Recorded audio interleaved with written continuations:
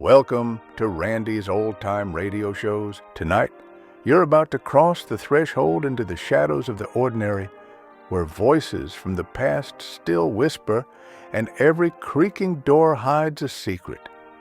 This is the CBS Radio Mystery Theater, where suspense never sleeps, the unexpected waits in the dark, and mystery is only ever a heartbeat away.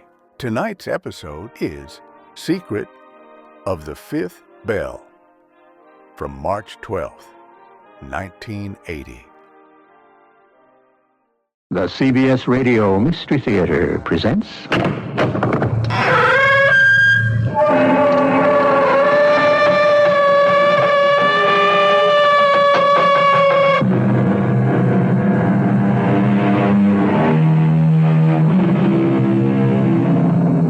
Come in. Welcome. I'm E.G. Marshall. The Orient and Oriental ways have always been a puzzle to the West. The shrines, tea houses, ancient rites, pagodas in Kyoto, the Hall of Dreams, the amalgam of art and artifacts, all having dark and sealed meanings, most of which escapes us, as it did Franklin Phillips, who thought a curse was a blessing in disguise.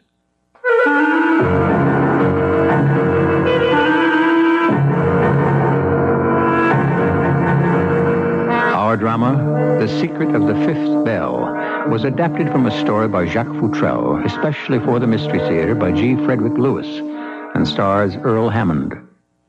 I'll be back shortly with Act One.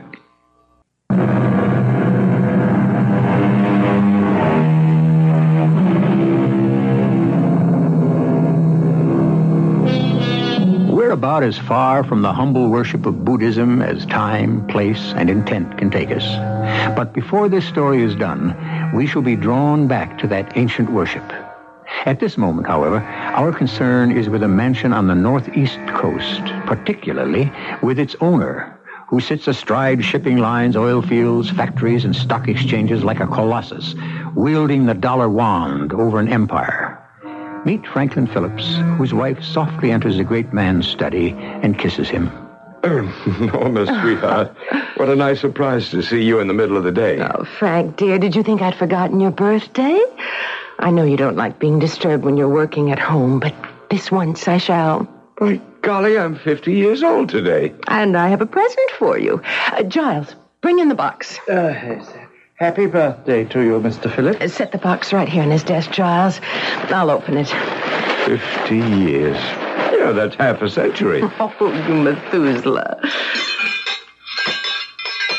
Temple bells. Giles, give Mrs. Phillips a hand. She'll never be able to lift those. 6 of them, all tied together, all different sizes. Hold them up high, Giles. Yes, sir. Oh, they're bronze, aren't they? Yes. Norma, I've never seen anything like them. Sort of inverted bowls hung one on top of the other. And very, very old. Oh, look at the workmanship, Frank. That lovely design. You know, what attracted me was a circle with 3 dots inside and 3 rays extending from it. Oh, which bell was it on? Can you spot it, Frank? There it is, Norma. The circle with the 3 rays at the bottom of the 5th bell. Ah, yes. Norma, this is the most beautiful thing I've ever received. It's worth being half a century old for. Oh, come now. We'll hang it right up here in front of the west window, where I can always see it from my desk. Norma, to you goes the honor of striking the first bell. Here's a letter opener. Oh, it's the 5th bell that intrigues me. Giles, hold the bells higher, please. Yes, sir. All right, here goes. Oh, that's fantastic. Giles, what is it that Kipling said? Oh, Frank, aren't you asking a little much of your administrative secretary? Oh, Giles will know. He knows everything. Well, at least let him put the bells down on your desk before his arm falls off. They're heavy. May I, sir? Yes, well, I think the phrase Mr. Phillips was referring to is east and west, and never the twain shall meet. Of course. And these bells prove old Rudyard was wrong. They suit me perfectly and will look great hanging up here. Well, I haven't the faintest idea where they're from. Neither did the lady who sold them to me. She just knew they were very, very old. Any ideas, Giles? Well, I would venture to say, sir, they are Ancient Japanese, probably early 7th century, and most likely hung in one of the temples of the Horyoji at Nara.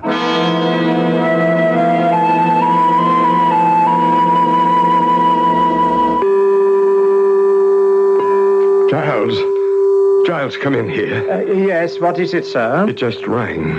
Twice. What did? One of the bells there from where it's hanging. Well, maybe the breeze from the window caught it. You see, it did it again.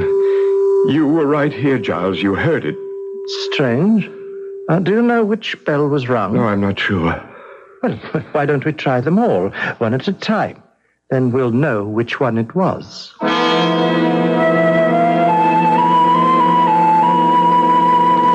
Oh, do come in, Frank. Dinner will be ready when our guest arrives. Let me sit down a moment. Oh, what is it, dear? It's not like you to break off from work this early. Has anything gone wrong? No, nothing's gone wrong. Business is booming, but... But what? Well, can you tell me where you got that Japanese gong? Oh, well, of course I can. It's been in the window of this curio shop, and I've been passing it for months on my way to the community fund. So, one day I just went in and bought it. The shop's called Wagner's. It's on Cranston Street. An old German lady runs it. Why? Did you pay a lot for it? Oh, do you think I'm going to tell you? I'd say enough, but not too much. Well, I was just wondering how valuable it is. Well, I like that.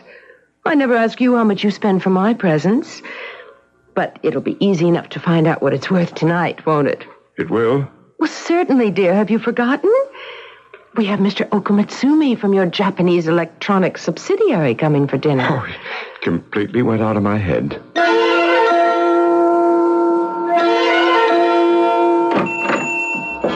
Are you the proprietor? Yeah. You're Mrs. Wagner. Yeah, Elizabeth Wagner. Can I show you some antiques? Well, a few weeks ago, you sold a Japanese gong, actually 6 bells, different sizes, on a silken rope. I never sold it. I never had a Japanese gong in my shop. Well, of course you sold it. Do you understand? Japanese 6 bells on a silken cord? I never had such a thing in my life. What are you talking about? I tell you, I never sold it. You are in the wrong store.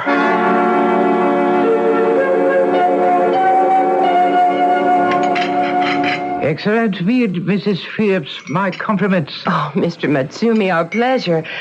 I'm always delighted when a guest eats everything on his plate. Most satisfying. You have very tasty fat partridge in your country. By the way, Matsumi, there's something I'd like to show you. Join me in my study, will you? How about some more sake? No, thank you. When I travel, I prefer scotch. Well, scotch we have, too. This is my study. I handle all my business from that desk. Different color phones, different color businesses. So very color. Those beds hanging by the window. You spotted them? Where did you get them? You like them? They're a present from my wife. Excuse me. May I ask for silence, please? Matsumi, why do you do that? I beg your pardon? Bowing down before the bells and then putting your right hand out and up as if making some symbol in the air. Honored Phillips, my good friend, you could not understand significance even if I told you. Well, I didn't mean to be disrespectful. On the contrary, Matsumi, I'm curious and I wish to learn. I would like to examine more closely with your permission. Well, my house is yours. What would you like to do? May I to touch this one bell with my finger? You have had this acquisition a long time? Just a week. And have you noticed anything out of the ordinary? Matter of fact, I have. It rings, does it not? The 5th bell, by itself. Exactly, by itself. For no reason. But you have not heard it ring 11 times. No. You will forgive me for the suggestion, but would you be willing to part with it? Oh, I couldn't. As I told you, it was given to me by my wife as a special gift. Then no offer I might make would be considered. No, Matsumi, certainly not. Then could you inform me where your wife bought it? Well, in a little curio shop on Cranston Street. I can't remember the address, but the proprietor is a German lady by the name of Elizabeth Wagner. Thank you. It may be this shop has another. I don't believe so, but it's worth a try.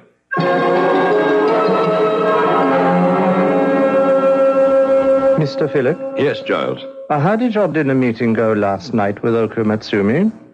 What? Did you get them to increase their production of the 16K dynamic RAM chips? Well, it was never a problem. I don't know why the man came here. We're in touch by phone twice a week. The entire evening, not one word about production. Well, he had a good American meal. Yeah, but that's not why he came. I'm wondering if it didn't have something to do with those bells. Speak of the devil.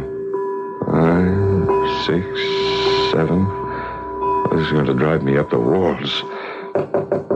Frank, may I come in? Please do. Come in, darling. My one note of sanity. Giles was just leaving. Oh, Giles, the only letter I didn't sign was the one to Venezuela Petroleum. Redo it, Giles, as I've indicated in the margin. 9 tomorrow, sir? Well, I'm not sure. Well, come anyway. You have the key. I may ask you to take that little spare bedroom by the library for a few days. I may have to do some late-night dictation. Well, that's quite all right with me, Mr. Phillips. Good night, sir. Good night, Mrs. Phillips. Good night. I don't know that it's good for you to be working late hours, Frank. Good for me. Well, you're getting awfully jumpy these days. I wish you'd go see Dr. Milburn. Is that why you came in here? To tell me I was getting on your nerves? Oh, you're getting on your own nerves, Frank.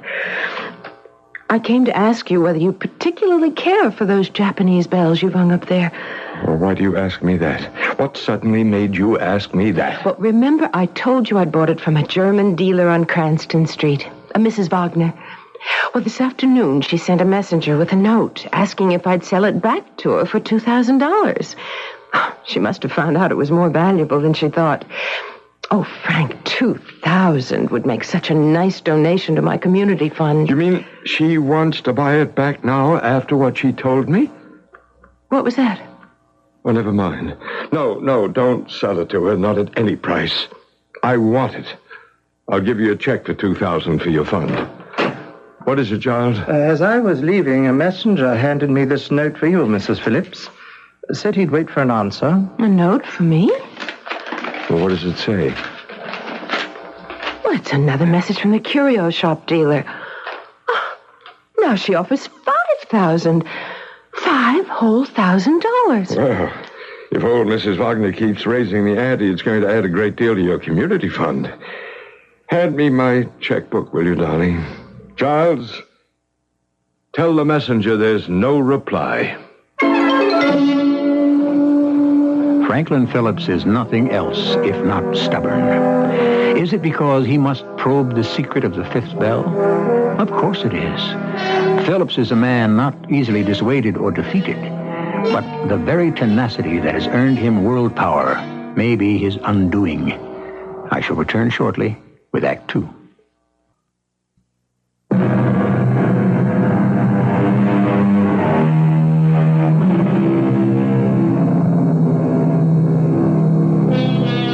There's been a definite change in Frank Phillips in the last month. He's not the freewheeling financier he once was, completely in command of himself, a captain of industries, 5-star general of omnipotence. Today, his face is pale, his hands twitch, his eyes roam, and he seems always to be on the alert, listening, waiting. He sends for the one man whose reputation for fathoming the unfathomable is worldwide. Then, Dewson, I'll pay anything if you can put my mind at rest. Frank, we went to college together. I turned to solving crimes and you to controlling cartels. Forgive me, I'm so beside myself with worry. I've forgotten simple courtesy and politeness. How are you? It's been years. Do you keep up with your music? Oh, yes. I still play the violin. Not well, but I finish everything I begin. That's Van Dusen, all right. In all areas. You were always magnificently thorough. Well, all right, Frank. What is it that plagues you? Those bells there hanging over the west window. Yes, I was admiring them. Beautiful, beautiful ancient art. I am always waiting for one of them to ring. By itself? Without anyone touching it or even being near it. They have rung by themselves? One of them has. Now, I know it sounds impossible, absurd, but I find I wake up at night trembling, and then I can't get back to sleep. I lie awake for hours waiting. Here, when I'm at work at this desk as I'm sitting now, I am filled with fear. Even as I talk to you, I'm waiting for that sound. No one hits it. It doesn't even move. A tone just comes out of it. Now, Frank, you're torturing yourself not because the bell may ring, but because your common sense tells you that the bell cannot and does not make any sound at all. So you have worked yourself into a state and are afraid you may be going mad. No, I know that the bell is an inanimate thing, but it acts as if it were alive. Well, I'll try to help you, Frank. I have a few matters to wind up. I'll be here the day after tomorrow. You will. I feel so much better now. You were my last hope.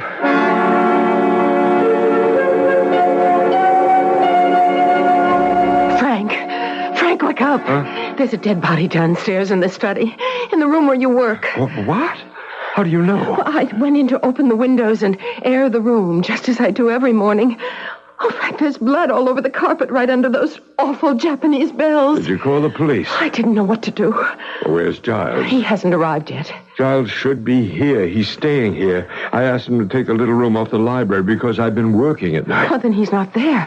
I passed it just now. The door's open. There's no one in the room.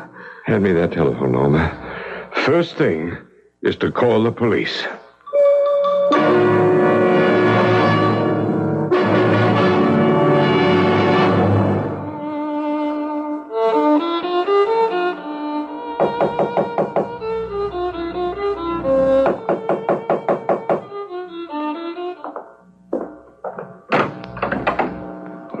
Didn't you hear me? Oh, yes. Hello, Mallory. Yes, I heard you. I've been trying to get you on the phone since noon, Van, but you don't answer it. I never do while I'm practicing. Oh, I see. Are you giving a concert? No, but I may give someone the old heave-ho, even though he is the chief inspector of our renowned Boston police force. Listen to me. What I need is a combination doctor, medicine man, scientist, practicing psychologist. In other words, myself. I haven't finished. And an expert in Oriental art. Shall I go on? Well, I'll listen, but I make no promises. This morning, a dead woman was discovered in the house of Frank Phillips. The dead woman. Not Mrs. Phillips. Oh, no. So far unidentified. You do mean the Frank Phillips? Ah, none other. Well, that's my case.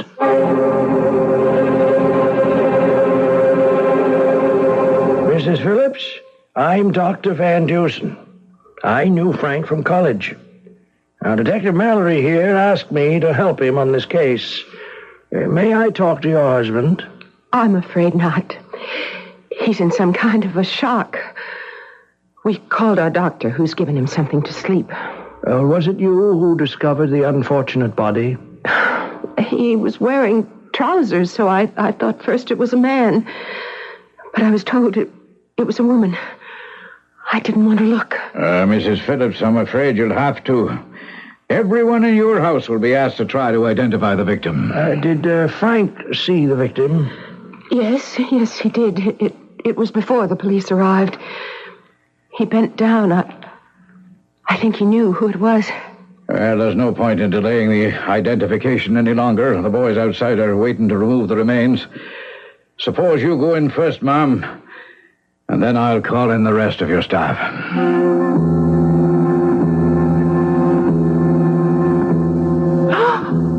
It's her. The woman in the antique shop. It's her. You recognize the victim? Oh, I'm pretty sure I saw her only once, but it looks like her. Her name, Mrs. Phillips. Do you know it? Elizabeth Wagner. She's German. I bought those bells from her up there. And then she wrote me twice trying to buy them back. That's interesting. Make you a good offer? Oh, Frank wouldn't let me accept it. He was adamant. Sounds to me, Van, like they turned out to be a lot more valuable than this Mrs. Wagner originally thought. Or someone else came to her with a much better offer. Mrs. Phillips, has anyone been a guest here and seen the bells since they were purchased? Well, I'm not sure. Oh, yes. There was Mr. Okumatsumi. He's in business with Frank in Tokyo. And this Mr. Oko Matsumi, did he admire it? Well, that's what my husband said, Inspector. Offered a fortune to buy it. Frank turned him down flat, too. Inspector, Miss Van Dusen, come over here where I'm standing by the window. Look, down there in the street, right across the way. That's him. Who? Mr. Matsumi. He's watching this house. Why is he there? He told Frank he was taking the next plane back to Tokyo. Oh, this is just all too much. Do I have to stay in this room any longer? I feel terribly weak. No, of course not. Of course not. Here, let me take you to the door. You can take my arm. Here you are. Now, are you sure you can make it to your room all right? Yes, I can. You're a dear. Oh, Frank told me what a good friend you were. And how happy he was to see you again. I think I'll just go lie down. Mallory? Is that Japanese still watching this house, No, he's gone. What do you know about these 6 bells? Well, if they aren't from the Horyuju at Nara, I'll eat them. Is that a famous place? Unparalleled in Japan. Oh, it's a fabulous monastery built by a Prince Shotoku in 607. And I've got a feeling that those bells belong there. Ah, stolen. Give you an idea of their beauty. Now, I'll hit one of them with a pencil. Mallory, on the 5th bell. Look, a smudge of blood. Oh, we're in luck. I'll get this dusted for prints. We just may have our first big lead. I never did like the morgue in the morning. Identifying cold bodies is a part of a criminologist's job I can do without. That's true enough for sure. There's a lot of detail to police work that's slightly on the macabre side. Okay, Charlie, you can pull the lady out of the locker. Now, the medical examiner said there was one shot penetrating the skull from the rear. Oh, the body must have dropped like a sack of lead. Whose body? I thought you'd ask. Now, that's why I'm down here. I had a couple of pigeons stop by just now, and they identified her. Granny Liz, also known as Elizabeth Wagner. Been on the book since I was playing hopscotch. A fence, stolen goods, keeps on the move. 17 Cranston Street was the longest at one address. The insurance companies would call her first. Oh, she made good money in her time. She won't be making any more. I'd say she's probably better off where she is. Okay, Charlie, roll her back. Any leads? On the perpetrator? I think so. This, personal secretary of Phillips, named Giles Francis, well, more of an administrative assistant. Meaning? He knows everything there is to know about his boss. Now, according to Mrs. Phillips, Francis was living on the premises and hasn't shown up since the morning the body was discovered. Not at his own apartment either, nowhere. Left his clothes, toothbrush, electric razor, even a billfold with money behind him. Left in a panic. He looks like our suspect. We'll get him. Well, if this lady Fence was shot through the head and died instantly, she didn't leave her blood on that bill. But somebody else did. We're still checking for fingerprints.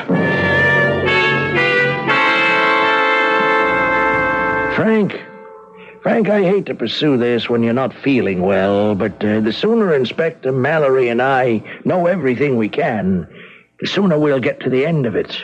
What time did you first see the body? Well, Norma found it first. I got to it at about 8:30. Right there on the floor where the chalk marks are. Face down? I don't remember. I recognized her right away. Well, you must have turned it over. I don't know. I don't remember. The window was open, but the door was locked. I saw blood on the 5th bell. You saw that? Yeah, it was her blood. I must have fainted. I don't know. When I came to, they'd put me to bed. Now think back to the first time that bell rang. Do you remember the date? Remember the date? Yes. Well, yes, it was the day after my birthday, Tuesday, the 11th of the month. Norma had just bought me the bells, and the next day I forced the market up to a record price on a whole fleet of container cars I own. I made a bundle.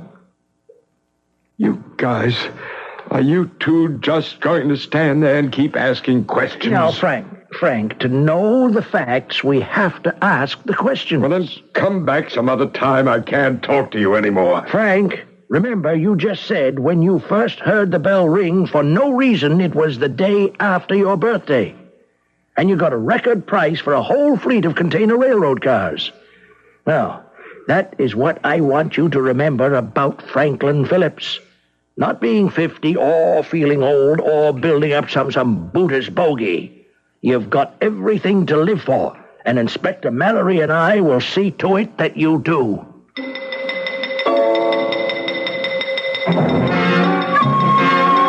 A murder committed in a wealthy man's house. Unnerving. More alarming still, the unpredictable tolling of a temple gong. When will it strike next? This unexpected sound challenges understanding, is beyond imagination. We can achieve nothing until we imagine it. And only so far as the human brain can imagine, can it comprehend. I shall return shortly with Act 3.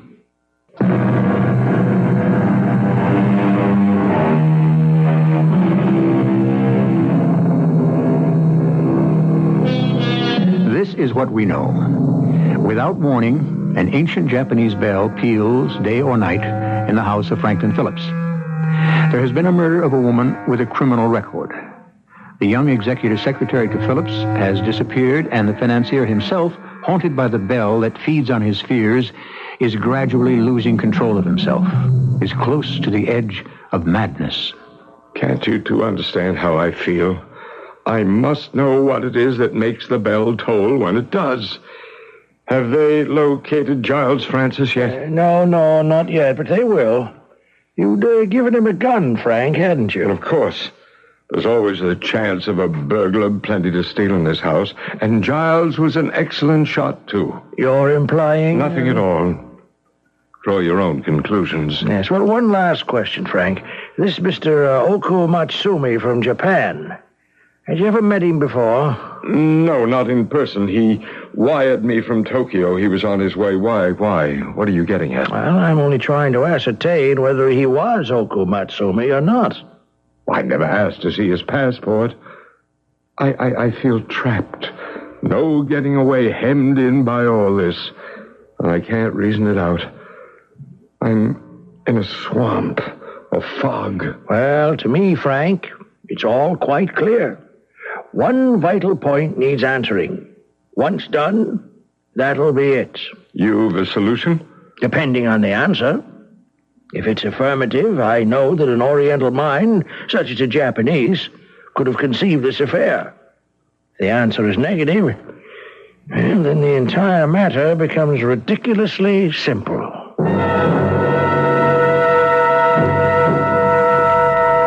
Van Dusen, where have you been? Making inquiries, Inspector. Oh, I know that. One of my men tells me you entered the hotel opposite the Phillips mansion, that you went to the rear of the second floor at the end of a hall and looked out of a large plate glass window overlooking the city. And then you walked to the other end of the hall and stood staring out at the Phillips place across the street. Well, I don't know why you bother asking me when your men are so observant. We know where you went, but not why. Mallory, I've written here a list of information I'll need urgently. Now, I'm due back at Frank Phillips, so I must go. Oh, hold on a minute. Give me a chance to look at these questions of yours. Was there a storm the midnight before finding the body? Direction and velocity of the wind. Get complete local weather report for tonight. What is all this? What's it got to do with the murder and the ringing bell? Everything, Inspector. Oh? Oh, by the way, I've got bad news for you. That fingerprint or prints, too smudged for identification. Yes, well, I was afraid that would be the case. Now, as soon as you get that meteorological information, bring it to me at Phillips, will you? Are you going straight back there? No, I'm stopping off at my place first, picking up my violin and a champagne glass.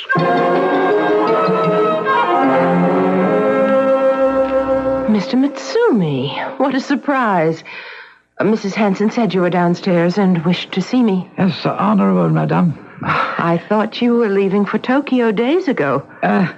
Unexpected developments compelled my remaining in your fair city. How is your husband? Well, I trust? Well, he would have come down himself to greet you, but he has not been well lately. Ah, so. The bells have rung? What made you say that? Mrs. Phillips, the power of our ancient ceremonies transcend the ages. A man of such resources as Mr. Phillips must have realized America is not the proper home for those bells. Oh, I don't agree.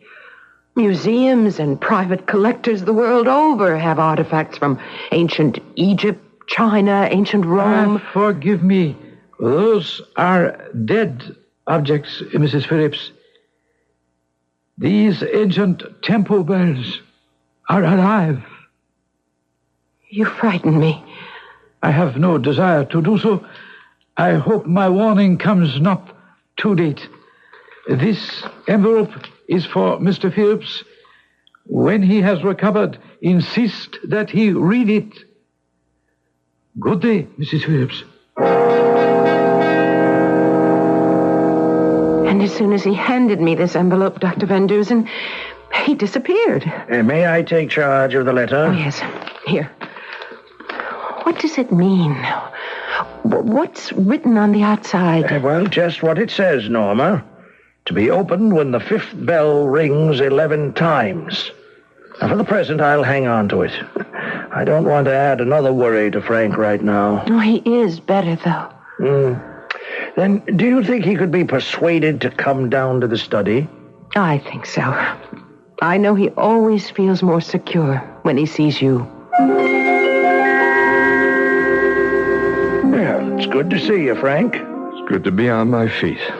I think I've shaken that weak feeling. Yes, well, I think I can make this fast, Frank. Logic always works fast. It's the sum total of fact as inevitable as 2 and 2 making 4. Excuse me. Hello? Oh, who do you want to talk to? Oh, yes. Yes, he's here. It's for you, Dr. Van Dusen. Oh, thank you. Van Dusen here. Yeah. Oh, he's on his way, eh? Right. Thank you. Well, the weather tonight, light wind from the east, 4 miles an hour. Norma, Frank, in 2 minutes, 15 seconds from now, that fifth bell will sound 10 times. A woman was shot here. A bloody fingerprint left on that bell. A door locked from the inside. The east window open. Giles Francis is missing. That much we know. Yet no one heard a revolver go off. It was thundering that night. Possible explanation. Why did the curio dealer sneak into the house? It was obviously to steal what she couldn't buy back. There's 1 minute and 5 seconds and the bell will ring. But to come back to that night, a shot fired. Moments later, the bell starts to ring. It must have been nerve-wracking, terrifying. Blood on his hand from trying to see who the prowler was. The person with the gun runs to the bell and tries to stop its sound, and then he runs out. Not a bad theory, Van, but it's not fact. Oh, well, I didn't hear you come in, Mallory. Well, I brought with me a friend of Mr. Phillips, Oh, perhaps not a friend anymore, but a former employee. Giles Francis, would you step forward? Well, what are you doing here? Giles, you promised that... Yes, I had to come back. I didn't shoot anyone that night. It was him. You, Frank. It was my property. She wanted to steal it. Man's house is his castle. Common burglar. Yes, I shot her. There goes the bell on the button. It knows. It hears me. It's alive. Norma, help me up. I've got to stop its ringing. What are you looking at me for? I didn't know who it was. I got them with one shot, and then I turned the body over, you see? Who was it? Who would come here? And then the bell started tolling like John Donne says it tolled for me. I couldn't stand it. I grabbed it. I held on to it. I couldn't make it stop ringing until it wanted to stop. All right now, Mr. Phillips, would you just come over here with me for a moment? I want you to calm down. Frank is in a terrible state, Dr. Van Dusen. You can see for yourself. Well, I think I can convince him, if he'll let me, that there is nothing to fear. What about that note from the Japanese? To be opened when the bell rang 11 times. Oh, that's hogwash, Norma.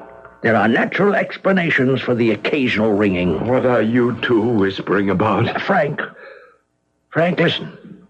The ringing of the bell at any time is a purely physical phenomenon. They're after me. They want it back in the temple of Buddha. Over my dead body, they'll get it. Frank, that is nonsense. Do you know what activates the fifth bell?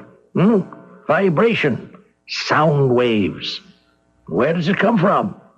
The town hall clock half a mile away. Now, the sound travels through the second floor hall of the hotel across the street, through your east window, and activates the fifth bell. It's like a tuning fork. But why not all the time? Why only sometimes? Well, a gust of air, even a person walking through the hotel can interrupt the vibration. No, that isn't so. Oh, Frank!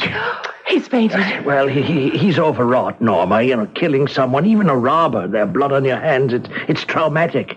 Now, on top of that, he's so convinced an evil spirit of some ancient rite is out to get him, so he just isn't prepared to accept the truth. Now, you call the doctor immediately. Well, what did the doctor say just now before he left? He said not to worry. Well, Norma, I'm packing it in. That's enough for one day. I'll take my violin and go.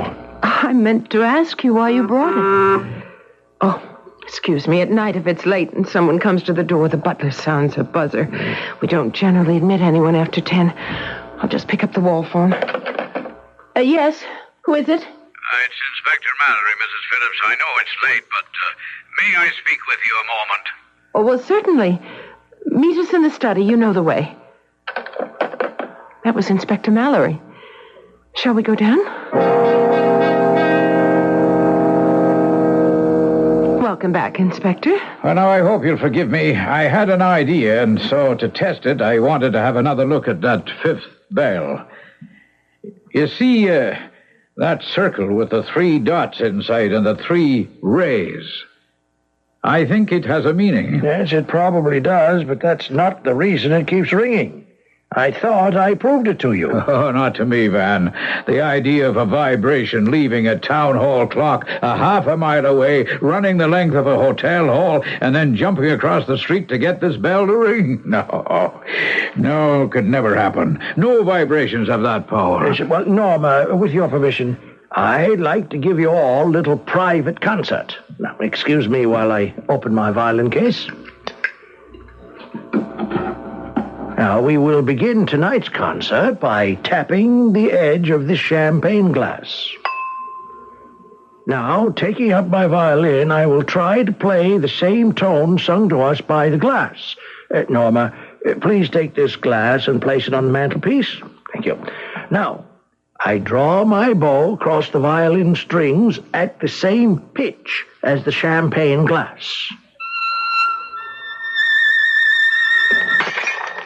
There. The glass shatters across the room. Vibrations. Not powerful enough, eh, Inspector? It works just as well half a mile away as inside this room, and you don't need a Stradivarius to prove it.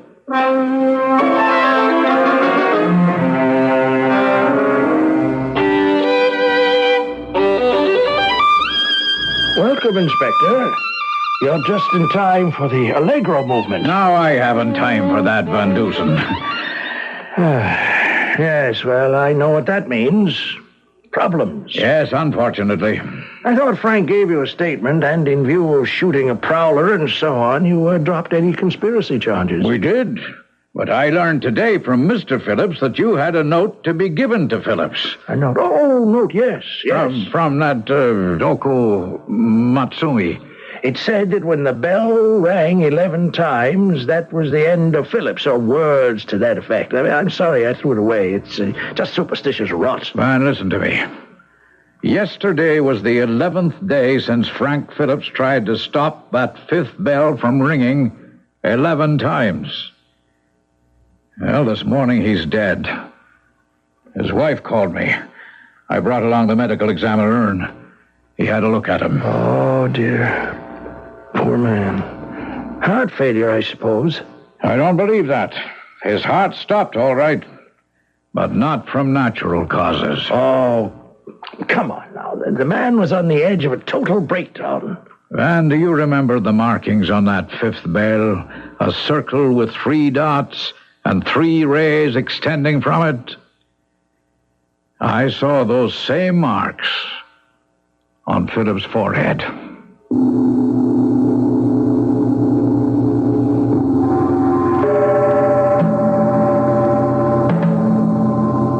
So much for the principles Professor Van Dusen lives by, a belief that imagination is essential to solve any given problem, that all material problems can be solved, and that in meeting them, logic is the lever. I think perhaps our crime-solving friend won't be as inflexible in the future, don't you? I shall return shortly.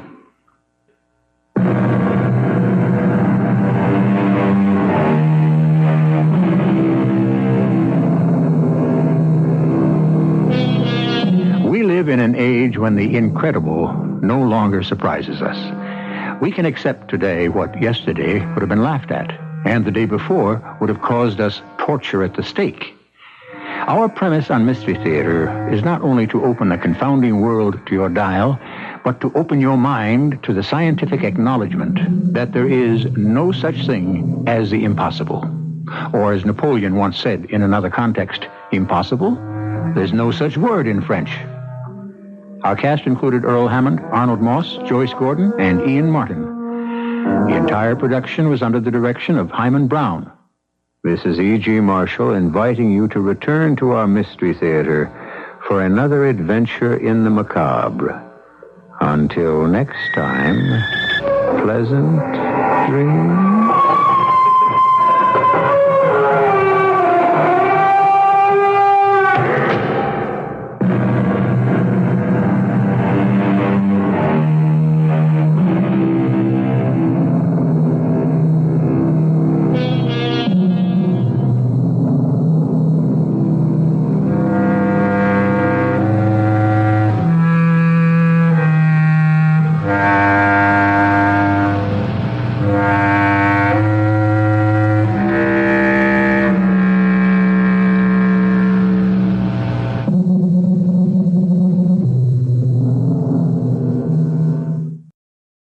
Well, folks, that's all for this episode here on Randy's Old Time Radio Shows. Now, bringing these golden oldies back to life takes no small amount of time and effort from our good friend Randy, cleaning up the audio, converting the files, and making sure each show has the best audio possible.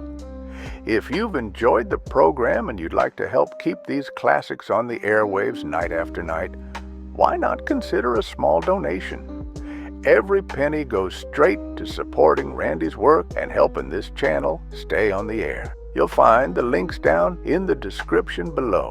And for those of you kind souls who've already given, Randy tips his fedora to you, Your support truly keeps this old radio spirit alive. Thanks ever so much. And until next time, keep those dials tuned and keep the memories rolling.